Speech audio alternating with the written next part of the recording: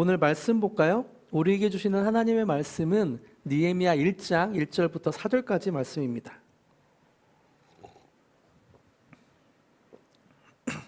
느헤미야 1장 1절부터 4절까지 말씀. 화면을 보면서 말씀을 보면서 한 목소리로 읽겠습니다. 시작. 하가랴의 아들 느헤미야의 말이라. 아닥사스다 왕 제 20년 기슬르월에 내가 수산궁에 있는데 내 형제들 가운데 하나인 하나니가 두어 사람과 함께 유다에서 내게 이르렀기로 내가 그 사로잡힘을 면하고 남아있는 유다와 예루살렘 사람들의 형편을 물은즉 그들이 내게 이르되 사로잡힘을 면하고 남아있는 자들이 그 지방 거기에서 큰 환난을 당하고 능욕을 받으며 예루살렘 성은 허물어지고 성문들은 불탔다 하는지라. 내가 이 말을 듣고 앉아서 울고 수일 동안 슬퍼하며 하늘의 하나님 앞에 금식하며 기도하여. 아멘. 오늘부터 느헤미야서를 강해합니다. 느헤미야서를 강해하면서 저는 개인적으로 소망하고 바라는 것이 있는데요. 세 가지 정도 소망하는 것이 있습니다. 첫 번째는 우리 교우들이 하나님의 비전을 발견하고 또 비전이 새로워지는 것입니다. 현실이라는 장벽에 가로막혀 이것도 안 되고 저것도 안 되고 감히 꿈을 하나님의 비전을 꿈꿀 수 없는 패배적인 생각이 있다면 그것이 버려지고 하나님이 주시는 비전을 회복하고 새롭게 되길 기도하고 있습니다.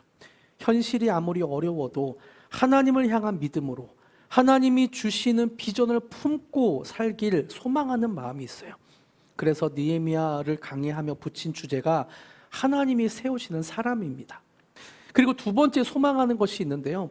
느헤미야서에 나오는 예루살렘 성벽이 재건되는 과정을 보며 우리가 속한 가정에도 성벽들, 영적인 성벽들이 좀 세워졌으면 좋겠다는 소망이 있습니다. 그 당시의 성벽은 다른 나라의 침략을 방어하는 아주 중요한 방어 시스템이었잖아요. 그리고 이 성벽은 방어 시스템일 뿐만 아니라 나라의 중요한 내용을 공지하거나 또 성벽 위에서 나라의 중요한 재판을 하는 그런 역할도 있었습니다. 우리 남편이나 아내, 자녀가 악한 영의 공격을 방어할 수 있는 성벽, 우리 가정의 성벽이 세워지고 또 나라의 중요한 것을 공지하듯 하나님의 말씀이 우리 가정에 그렇게 공지가 되고 하나님의 그 성벽 위에서 이스라엘 백성이 재판을 하듯 하나님의 말씀을 가지고 우리가 재판을 하며 뜻을 알아가는 그런 가정으로 세워지길 바라는 마음에 느헤미야서를 강의합니다. 그래서 두 번째 느헤미야서 강의 주제가 하나님이 세우시는 사람, 가정이죠. 가정도 들어갑니다. 그리고 마지막으로 우리 글로리 교회가 세워지길 바라는 마음도 있어요. 이제 개척 2기인 우리 공동체가 외부의 공격, 영적인 공격을 능히 버틸 만한 영적인 힘이 생기기를 소망합니다. 그리고 한 마음으로 예루살렘 성벽을 재건했던 유대인처럼 우리가 한 마음이 되어서 각각 맡은 모양대로 각각 맡은 분량대로 교회 사역이 이루어지며 우리 공동체가 세워지길 바랍니다. 느헤미야서를 강의하는 동안 우리 글로리 공동체가 건강하게 세워지길 바라는 마음이 있어요. 그래서 하나님이 세우시는 사람, 교회, 가정, 교회가 이 느헤미야 강의의 주제입니다. 한 12주 정도 느헤미야를 강의할 텐데요.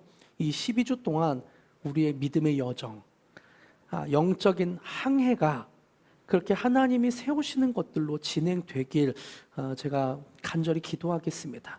우리의 가정이 믿음의 성벽이 세워지고 우리 공동체가 그렇게 한 마음이 되어서 세워지는 일이 있길 기도하겠습니다. 여러분도 가정과 교회의 영적인 성벽이 세워지길 바라며 또 한 사람 한 사람의 비전이 더 새로워지길 기도하는 마음으로 예배를 사모하고 예배를 기다려고 드리시기를 바랍니다. 할렐루야.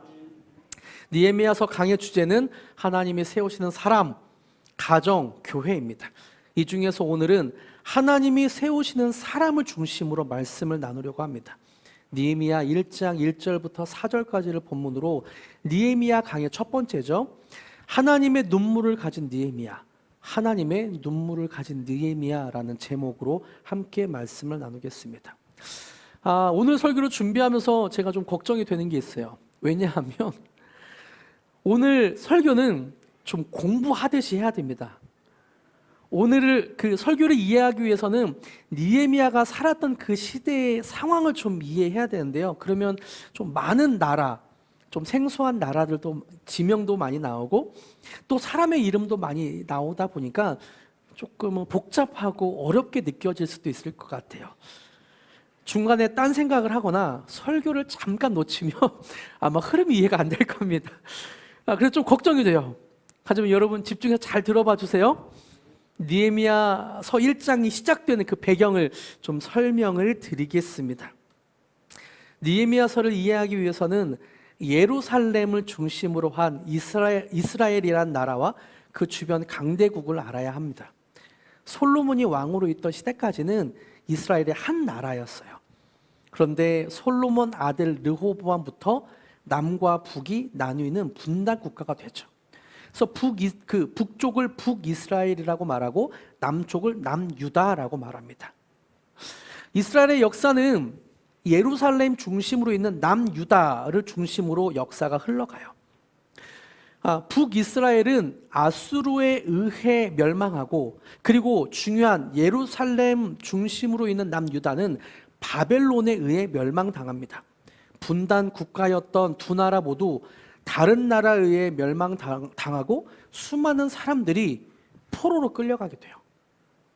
그런데 오늘 우리가 살펴본 느헤미야는 예루살렘을 중심으로 있던 남유다 사람들의 이야기입니다.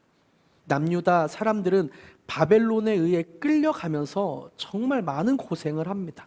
남유다가 멸망당하는 사건을 열왕기하 25장에서 그리고 있는데요. 어떻게 멸망당하나 한번 보세요. 6절부터 15절까지를 이해를 돕기 위해 우리말 성경으로 준비했습니다. 눈으로 읽어주세요. 제가 읽어드릴게요. 그들이 시드기야 왕을 잡아 림나의 바벨론 왕에게 끌고 가니 그가 거기서 시드기야가 왕입니다. 왕을 고문하고 시드기야가 보는 앞에서 왕자들 그의 아들들을 죽이고 시드기야의 눈을 빼고 청동사슬로 묶은 뒤 바벨론으로 끌고 갔습니다. 바벨론 왕 느부갓네살 19년 다섯째 달 7일에 바벨론 왕의 신하인 호위대장 느부사라단이 예루살렘으로 왔습니다.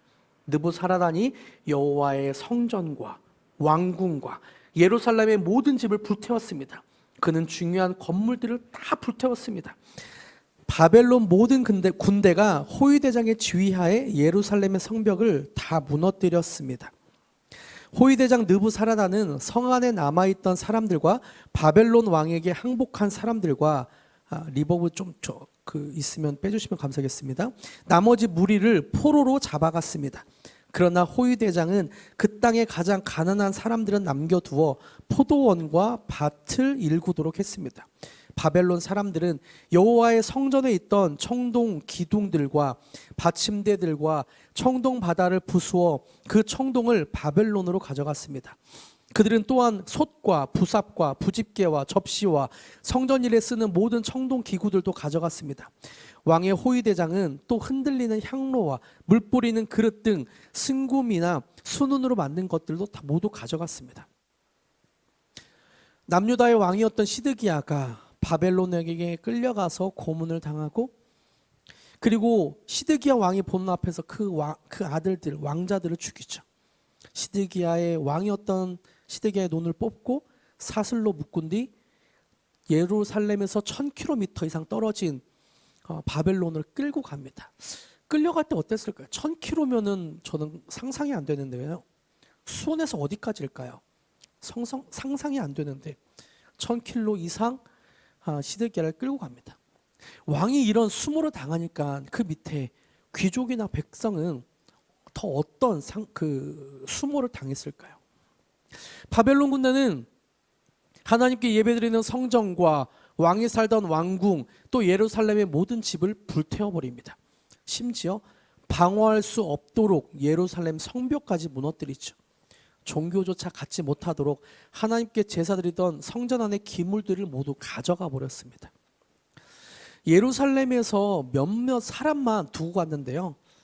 가장 가난한 사람들만 조공바칠 포도원과 밭을 일구도록 하였습니다. 얼마나 수치스럽고 고통스러운 모습입니까? 이렇게 수치스럽게 포로로 끌려간 남유다의 백성들은 바벨론에 살게 됩니다. 어떻게요? 포로로 살게 되죠. 그러다가 70년 후에 바벨론이 페르시아 바사라는 제국에 의해 멸망당합니다. 페르시아 바사 제국은 바벨론에 의해 포로로 끌려간 사람이 다시 예루살렘으로 돌아가도 좋다는 칙령을, 고레스 칙령을 발표해요. 그래서 수룹바벨이라는 사람이 5만 명을 이끌고 1차로 예루살렘으로 돌아옵니다. 이 사람들은 돌아오자마자 무너진 성전, 하나님께 제사드릴 성전을 재건했어요. 여러 어려운 상황들이 있었지만 결국 성전을 재건했습니다. 그리고 80년 뒤에 율법학자인 에스라가 이끄는 두 번째 귀한 자들이 예루살렘으로 돌아옵니다. 에스라가 예루살렘으로 도착해서 보니까 성전은 잘 재건해 놓는데 그 사람들의 백성의 마음들은 재건이 안 된 거예요. 여전히 이방인들과 결혼하는 죄를 짓고 또 자포자기한 인생, 패배주의로 나는 안 돼, 우리 민족은 안 돼 라는 노예근성으로 살아가고 있는 것이 마음이 아파 구약 성경을 읽어주면서 영적 대각성 운동을 일으킵니다. 그리고 이런 역사의 배경 뒤에 느헤미야 1장이 펼쳐집니다. 여러분 어떻게 여기까지 잘 따라오셨나요? 여기까지 잘 따라오셨나요? 감사합니다. 바사 제국의 수산궁에 있던 느헤미야가 예루살렘 상황을 알게 되는 장면이 1장 2절과 3절에 나오는데요. 그리고 나서의 사건인데 같이 한번 읽어볼까요? 시작.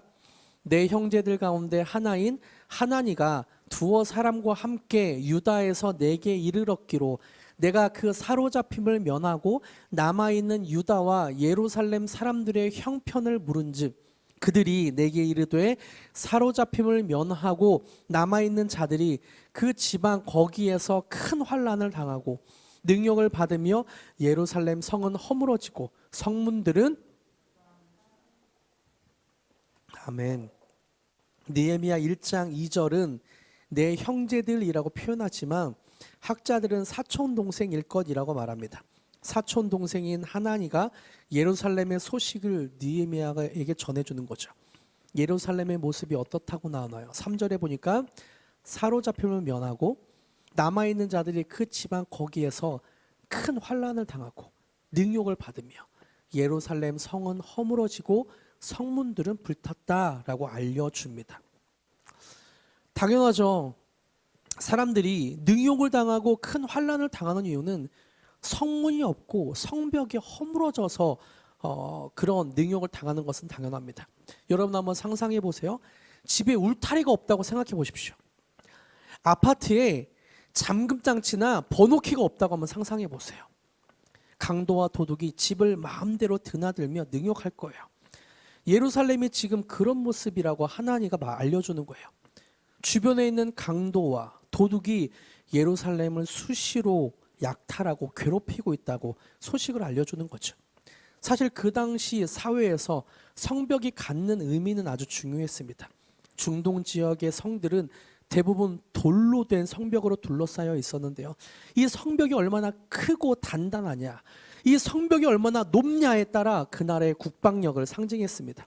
성벽이 높고 견고하면 그 나라의 국방력이 강한 것이고 성벽이 무너져 있으면 국방력이 약해서 그 어느 나라도, 주변에 있는 어느 나라도 그 나라를 침탈하고 약탈하는 일이 빈번하게 이루어졌죠.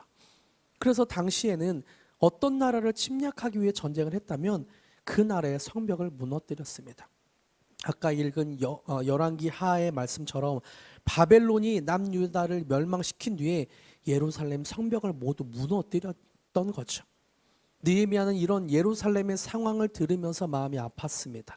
사촌 동생 하나니가 전하는 예루살렘의 소식을 들은 느헤미야의 모습, 마음이 아파하는 느헤미야의 반응이 4절에 나오는데요. 제가 읽어드릴게요. 내가 이 말을 듣고 앉아서 울고 수일 동안 슬퍼하며 하늘의 하나님 앞에 금식하며 기도하여. 이 말을 듣고 느헤미야의 상황을 예루살렘의 상황을 듣고 느헤미야는 울고 수일 동안 슬퍼하며 하늘의 하나님 앞에 어떻게 한다고요? 금식하며 기도하고 있습니다. 유다와 예루살렘 사람들이 큰 환난을 당하고 능욕을 받으며 예루살렘 성과 성문이 불타고 허물어졌다는 소식에 울고 수일 동안 슬퍼하며 금식하며 기도하죠. 우리도 때로 가슴이 아파서 울면서 기도하고 금식하며 기도할 때가 있습니다. 정말 속상할 때, 정말 힘들 때, 정말 하나님의 도우심이 간절할 때 우리는 울면서 기도하죠. 심지어 금식하며 기도합니다. 하나님 도와주세요. 하나님 나를 좀 살려주세요. 보통 사람들은 자신의 문제 앞에 슬퍼하며 울며 금식하며 기도합니다. 그런데 자기 말고 또 때로 다른 사람을 위해서도 기도할 때가 있죠. 나의 부모님을 위해 남편이나 아내가 병에 걸렸을 때 울면서 하나님 살려주세요. 하나님 살려주세요. 기도할 수도 있습니다. 자녀의 문제를 놓고 울면서 하나님 도와주세요. 하나님 도와주세요 라면서 금식하며 기도할 수도 있습니다. 사랑하는 사람을 위해서는 간절한 마음으로 눈물을 흘리면서 기도할 수 있어요. 그런데 나와 상관없는 사람, 오히려 내 인생을 방해하는 사람을 위해서 울면서 금식하며 기도하는 것은 어려운 일인 것 같아요. 나와 상관없는 어떤 미국 사람을 위해서 우리가 울면서 기도하는 건 상상도 할 수 없는 일이죠. 사랑하는 가족을 위해서 금식 기도하는 것이 아니라 나와 전혀 상관없는 어디 스페인 사람을 위해서 기도하는 건 우리가 상상하지 못하는 일입니다. 느헤미야는 한 번도 보지 못했던 예루살렘과 남유다 사람들을 위해 울면서 금식하며 기도하고 있습니다. 사실 느헤미야는 포로 3세였어요. 포로를 끌려가서 그곳에서 나고 자란 그런 3세였습니다. 포로 3세로 예루살렘 성이 자기 인생과 큰 연관이 없었을 거예요. 자신이 태어나 자란 고향도 아니고 자신을 후원해 주거나 자기 인생을 지탱해 주는 어떤 그런 나라가 아니었어요. 유학했다고 유학비를 대주는 그런 나라가 아니었어요. 해준 것이 없는 나라였습니다. 어찌 보면 태어나면서부터 포로였기 때문에 나라에 대한 원망이 더 클 수도 있는 상황입니다. 나라가 나한테 해준 거야 뭐야. 나를 포로로 태어나게 해준 것 말고 나한테 뭘 해줬어. 자기 신세를 한탄하며 나라를 원망해야 당연한 그런 상황입니다. 이렇게 억울하고 답답한 상황에서 우리는 때로 눈물이 나기도 하잖아요. 내가 유학을 가고 싶은데 나라가 나한테 해준 것도 없고 또는 내 학교가 나한테 해준 것도 없고 내 가족이 나의 인생을 방해하기도 하고 그러면서 이렇게 말하기도 하잖아요. 내 인생에 이렇게 꼬인 것이 당신 때문입니다. 가족 때문입니다. 너 때문에 내가 이 모양 이 꼴입니다. 그 기관 때문에, 그 회사 때문에 또는 그 교회 때문에 내가 이 모양 이 꼴입니다. 원망이나 신세 한탄의 눈물을 흘릴 수도 있습니다. 때로 인생이 어려우면 우리도 자신의 신세를 한탄하면서 눈물을 흘리기도 하죠. 이런 눈물을 흘리면 마음에 분노가 쌓이고 인생이 비관적으로 보이더라고요. 원망이 되더라고요. 이런 인생에 생기는 고난을 우리 인생에 생기는 고난을 다른 사람에게 원인을 찾고 원망과 불만의 눈물을 흘리며 마음에 분노가 가득해집니다. 그리고 자연스럽게 내 인생은 왜 그럴까? 회한이 들고 비관적으로 생각하게 되죠. 하지만 느헤미야는 원망의 눈물, 마음의 응어리가 가득해지는 신세 한탄의 눈물을 흘린 것이 아니에요. 하나님의 마음으로 흘리는 긍휼의 눈물, 자비와 사랑의 눈물이었습니다. 여러분, 하나님의 마음으로 흘리는 긍휼의 눈물, 자비와 사랑의 눈물은 비전이 되더라고요. 똑같은 상황이지만 내 상황을 한탄하며 원망하는 눈물은 마음에 분노를 쌓지만 하나님의 마음으로 흘리는 긍휼의 눈물, 자비와 사랑의 눈물은 하나님의 비전이 되더라고요. 여러분은 어떤 상황에 울고 싶으세요? 또는 울고 있으십니까? 느헤미야에게 조국은 자신의 인생을 방해하고 어렵게 만드는 방해꾼처럼 여겨질 수도 있는 상황이었습니다.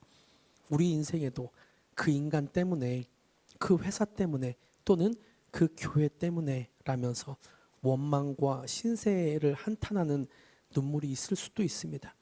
하지만 이런 상황에서도 하나님의 마음으로 흘리는 자비와 사랑의 눈물이 있다면 그 눈물은 하나님의 비전이 될 것입니다.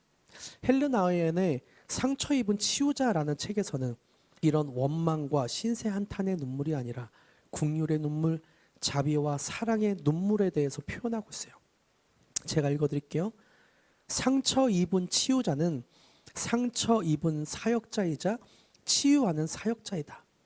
이 시대의 사역자들은 예수님처럼 상처 입은 치유자로 부름받았다. 그들은 예수님처럼 상처 입은 사역자이자 치유하는 사역자이다. 예수님 역시 자신의 몸이 찢기심으로써 친히 새 생명의 길이 되어 주셨듯이 우리 자신이 입은 상처들이 바로 다른 사람들에게 생명을 주는 원천이 될 수 있음을 깨닫게 된다. 중간에 나오는 문장이 저에게는 울림이 되는데요. 그들은 예수님처럼 상처 입은 사역자이자 치유하는 사역자이다. 우리는 이 세상을 살아가면서 상처를 입는 것 같아요. 상처 입은 치유자, 그러니까 상처를 입는다고 그것이 끝이 아니라 예수님처럼 상처를 입은 게 끝이 아니라 상처 입은 사역자이자 그 상처로 인해 다른 사람을 치유할 수 있는 사역자가 된다는 말이죠. 이렇게 원망과 신세 한탄의 눈물이 바뀌어서 긍휼의 눈물, 자비와 사랑의 눈물이 되면 상처 입은 치유자가 된다고 헨리 나우엔은 말합니다. 그리고 헨리 나우엔은 상처 입은 치유자에게 주님이 하시는 일을 말하고 있어요. 고통을 회피할 필요가 없고 그 고통이 삶에 대한 공동의 추구에 이용될 수 있다는 것을 인식할 때 그 고통은 절망의 표현에서 소망의 표적으로 바뀐다. 기독교 공동체는 상처가 치료되고 아픔이 경감되어서가 아니라 상처와 아픔이 새로운 비전을 위한 출구와 기회가 되기 때문에 치유의 공동체가 될 수 있는 것이다. 그 다음 문장이 있는데요. 상처 입은 치유자는 이렇게 선언한다. 주님은 오십니다. 내일이 아니라 오늘, 내년이 아니라 올해, 우리의 모든 비참함이 다 지나간 뒤가 아니라 그 한가운데로, 다른 곳이 아니라 바로 우리가 서 있는 이곳으로 주님은 오십니다. 주님은 오셔서 우리의 상처를 어루만지며 그 상처 입은 다른 사람을 보게 하시고 상처 입은 사역자가 치유하는 사역자로 변화되게 하십니다. 우리가 흘리는 눈물 위에 예수님은 오십니다. 그리고 그 상처를 치유하시고 상처를 입었지만 다른 사람의 상처를 보게 하는 치유자로, 치유하는 사역자로 우리를 세우시죠. 하나님이 세우시는 사람은 이런 상처가 있는 사람입니다. 하나님이 세우시는 사람은 하나님의 눈물을 가진 사람입니다. 똑같은 상황이겠지만 원망이나 신세 한탄이 아니라 하나님의 마음으로 흘리는 자비와 사랑의 눈물이 되면 하나님의 비전이 보이기 시작합니다. 하나님의 마음으로 흘리는 눈물이 하나님이 주시는 비전이죠. 저도 한때는 원망과 신세 한탄의 눈물을 많이 흘렸던 것 같아요. 저 사람 때문에 또는 저 교회 때문에 내가 이렇게 아프다는 생각을 많이 했었습니다. 그런데요, 그 상처를 그대로 직시하고 하나님이 나를 통해 세우고 싶은 교회를 생각하니까 정말 교회에 대한 긍휼한 눈물, 자비와 사랑의 눈물이 생기더라고요. 저 사람 때문에, 저 교회 때문에가 아니라 하나님, 나를 통해 세우고 싶은 교회를 발견하게 하여 주시옵소서. 그러면서 자비와 사랑의 눈물이 글로리 교회를 개척하는 동기가 되었습니다. 여기서 우리는 하나님이 세우시는 사람의 중요한 키워드를 발견하게 됩니다. 하나님이 세우시는 사람은 하나님의 눈물이 있는 사람입니다. 느헤미야는 하나님의 눈물을 가진 사람이었죠. 하나님의 눈물로 예루살렘을 품고 동정을 품은 사람이었습니다. 하나님의 눈물을 가진 느헤미야는 하나님의 비전을 품은 사람이었습니다. 포로인 느헤미야의 눈으로 봤으면 식민지에서 살아가는 사람의 소식을 듣고 슬퍼할 수 없었을 거예요. 자신과 상관없는 사람, 자신의 성공에 도움이 되지 않는 사람을 향한 눈물이 있을 수 없었을 겁니다. 하지만 느헤미야는 무너진 예루살렘 성벽을 마음에 그리며 마음이 아팠습니다. 동족의 환난과 능욕을 당한다는 소식에 가슴에 사무치게 아프고 하나님이 주시는 눈물이 있었어요. 그래서 느헤미야는 예루살렘 성벽을 세우겠다는 하나님의 비전을 발견하게 된 것입니다. 여러분에게는 어떤 눈물이 있습니까? 어떤 상황에 눈물을 흘리고 있습니까? 저 사람 때문에, 나를 도와주지 않는 나라나 가정 때문에, 저 교회 때문에라는 원망과 신세 한탄의 눈물이 있습니까? 그 눈물이 하나님이 주시는 긍휼의 눈물, 자비와 사랑의 눈물로 변화되길 축복합니다. 하나님이 주시는 눈물로 비전이 새롭게 되며 비전을 새롭게 발견하는 저와 여러분이 되길 축복합니다. 말씀을 맺겠습니다. 저는 느헤미야를 묵상하면서 나의 상처와 아픔을 위해 흘리는 한 분의 눈물을 흘리는 한 분의 이미지가 떠올랐습니다. 요한복음 11장 33절을 보니까 예수님이 사람들이 우는 것을 보시고 심령이 비통히 여기고 불쌍히 여겼다는 내용이 나옵니다. 요한복음 11장 33절을 같이 한번 읽어볼까요? 시작. 예수께서 그가 우는 것과 또 함께 온 유대인들이 우는 것을 보시고 심령이 비통히 여기시고 불쌍히 여기사. 오라비가 죽은 일로 마리아가 우는 모습을 보고 마리아의 모습을 보고 예수님은 비통히 여기셨습니다. 그리고 유대인들이 우는 것을 보고 불쌍히 여기셨어요. 사랑하는 사람들이 우는 모습을 보신 예수님이 느끼는 감정을 요한복음은 심령에 비통히 여기시고 불쌍히 여기사라고 표현합니다. 예수님은 우리의 상황을 더 아파하시고 슬퍼하시는 것 같아요. 니콜라스 월터 스토프라는 기독교 세계관 학자가 있습니다. 니콜라스 월터 스토프 교수님은 아들을 먼저 천국으로 떠나보냈습니다. 자식을 떠나보내는 슬픔이 어떨까요? 자식을 먼저 보낸 아픔을 가진 교수님은 자신의 아픔을 직시하며 깨달은 부분을 이렇게 표현합니다. 하나님은 사랑이시다. 그래서 하나님은 아프시다. 죄 많고 고통스러운 이 세상을 사랑하시기에 고통스러우시다. 그러므로 하나님은 그의 사랑하는 독자를 고통 가운데 내어주심으로 고통당하셨다. 하나님은 아픈 사랑이시다. 하나님은 아픈 사랑이시다. 아들을 천국에 떠나보낸 교수님은 이 세상에 내어준 하나님 아버지, 독자를 내어준 하나님 아버지의 사랑을 느끼게 되었습니다. 그리고 자신의 아픔에 공감하시는 하나님의 사랑을 느끼게 되었죠. 자신의 아들을 잃은 아픔보다 더 아파하며 나의 아픔을 해결하기 위해 사랑하는 독자까지 내어주신 그 십자가 사건이 공감되었습니다. 하나님은 나를 사랑하십니다. 그래서 나의 아픔에 더 아파하시죠. 그리고 아픔의 눈물을 자비와 사랑의 눈물로 바꿔주시려고 십자가에 달려주셨습니다. 우리의 약함을 바꿔주시려고 십자가에 달리셨습니다. 우리의 죄를, 우리의 연약함을, 우리의 상처를 싸매주시려고 십자가에 달리셨습니다. 여러분, 우리 이 십자가를 바라봅시다. 원망과 신세 한탄의 눈물이 아닌 하나님이 주시는 자비와 사랑의 눈물로 바뀌길 기도합시다. 그리고 이 눈물이 하나님의 비전이 되길 기도합시다. 혹시 그 인간 때문에, 그 회사 때문에, 또는 그 교회 때문에 라면서 원망과 신세를 한탄하는 눈물이 있다면 이 눈물을 하나님께 드립시다. 나보다 나를 더 사랑하시며 나의 아픔을 더 아파하신 하나님, 그래서 내 눈물, 그 아픔의 눈물을 긍휼의 눈물, 사랑과 자비의 눈물로 바꾸실 그 예수님을 바라봅시다. 하나님의 마음으로 흘리는 자비와 사랑의 눈물이 있다면 그 눈물이 하나님의 비전이 될 것입니다. 함께 기도하기를 원하는데요. 찬양하면서 함께 기도하기를 원하는데요. 내게로부터 눈을 들어 주를 보기 시작할 때 주의 일을 보게 될 것입니다.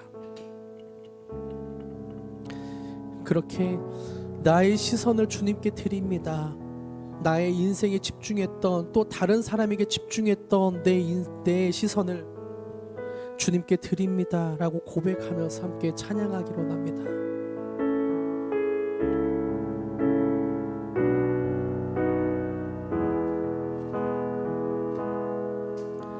내게로부터 눈을 들어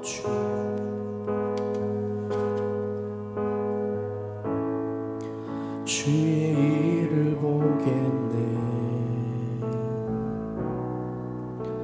내 작은 마음 돌이키사 하늘에 꿈꾸게 하네. 주님을 볼 때 다시 한번 내게로부터 눈을 들어 내게로부터 눈을 들어 주를 보기 시작할 때 주의 일을 보겠네. 내 작은 마음 돌이키사 하늘에 꿈꾸게 하네. 주님을 볼 때 모든 시선을 주님께 드리고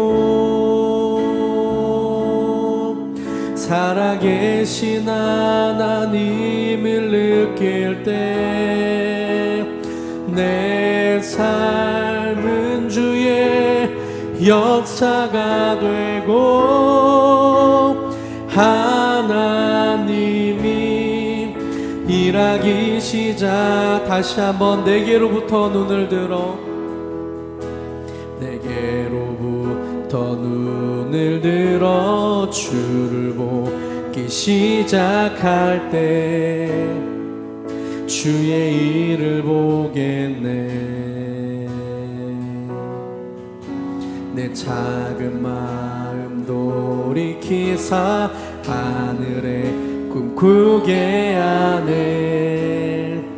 주님을 성령이 나를 변화시켜 성령이 나를 변화시켜 모든 두려움 사라질 때 주의 일을 보겠네. 황폐한 땅 한가운데서 주님 마음 알게 되리. 주님을 볼 때 모든 시선을 주님께 드리고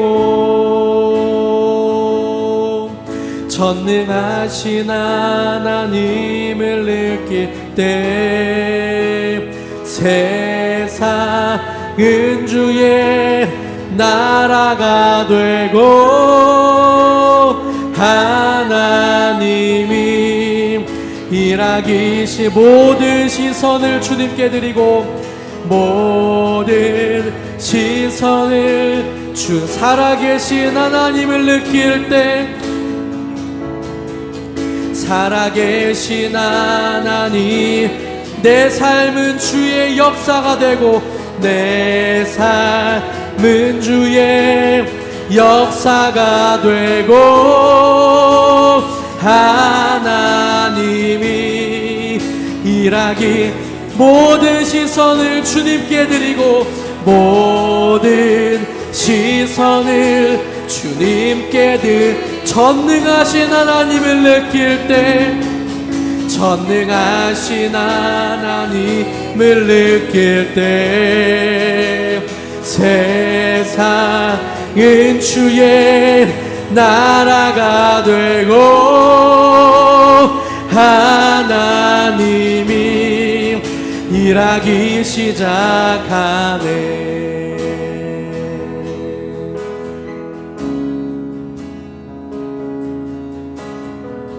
주님의 영광 이곳에 임하네. 주님의 영광 임하네. 주 볼 때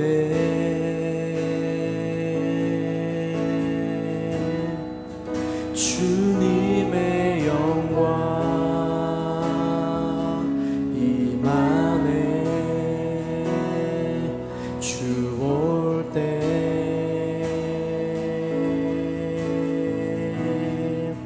주님의 영광 임하네. 주 올 때 주님을 바라보며 고백하십시오. 주님의 영광, 주님의 영광 임하네. 주 올 때 주님의 영광 임하네. 주 올 때에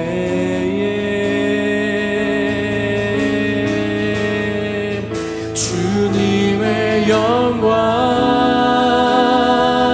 임하네. 주 올 때에 주님의 영광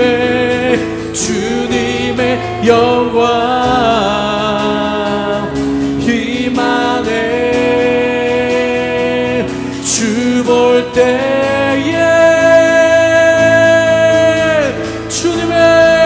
주님의 영광 임하네. 주 볼 때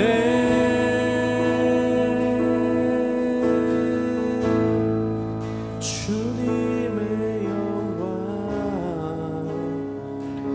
임하네.